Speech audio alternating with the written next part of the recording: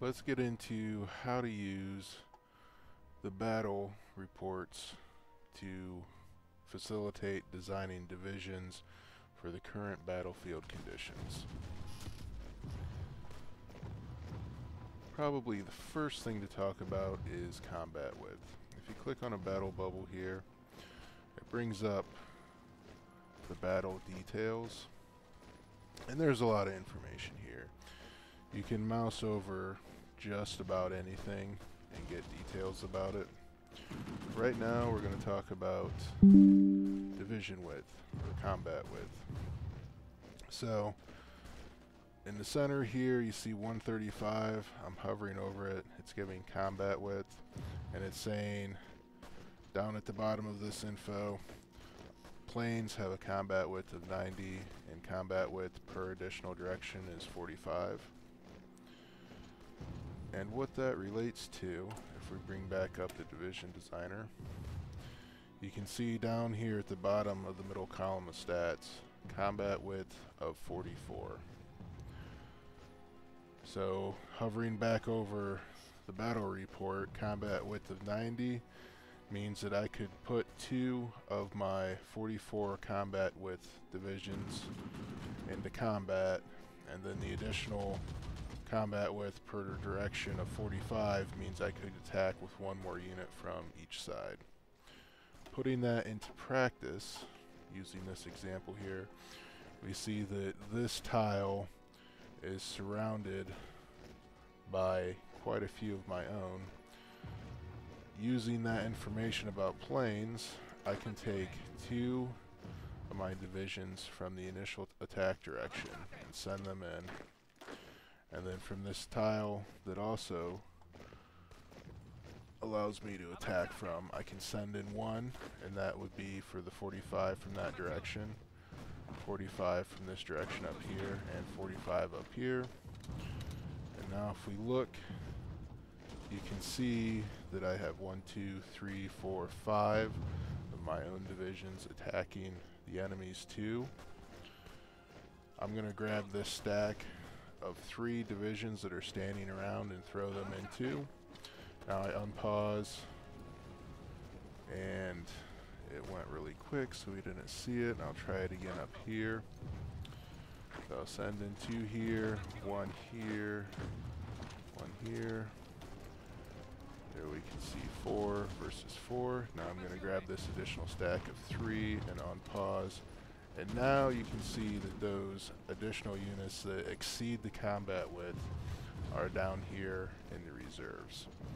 And the way that works is once the divisions that are attacking run out of organization, another way to think of organization is stamina.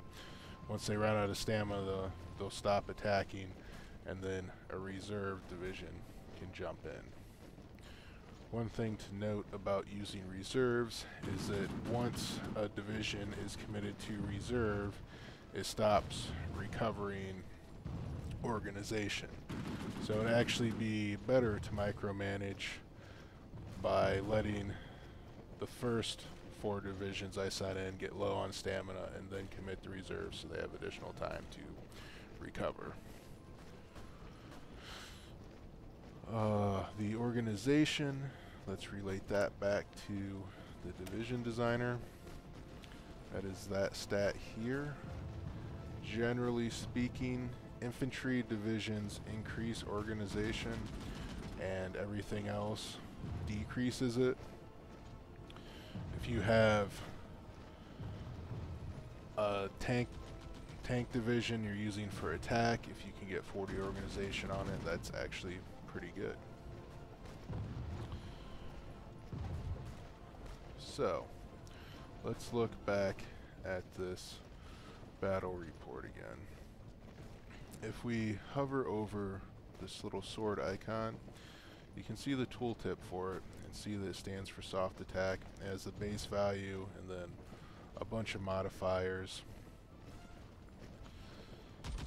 And then if you go to the next one down,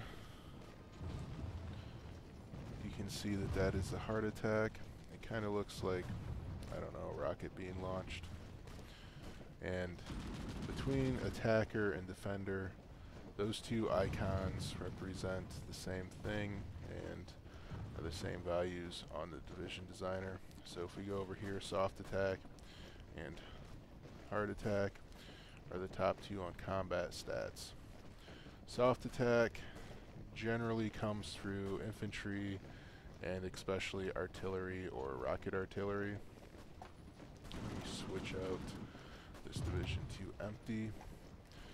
So let me add a tank, and you can see with my tank it's heavy on hard attack but light on soft. Let me go grab some infantry,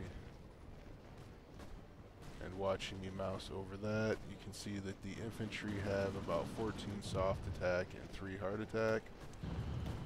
Let me throw in some rocket artillery. You can see that that has about 65 soft attack and 1 hard attack.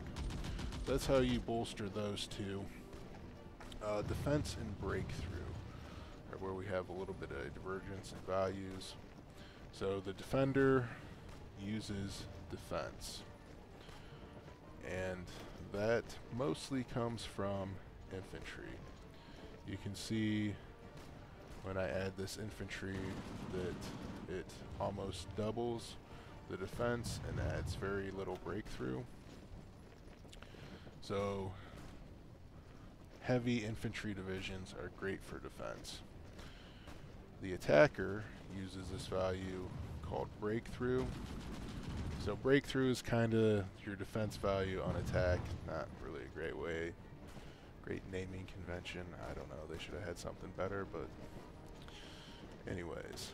So if we go back to our tank, we can see that adding a tank adds about 6 defense, but a lot of breakthrough. About 80 breakthrough.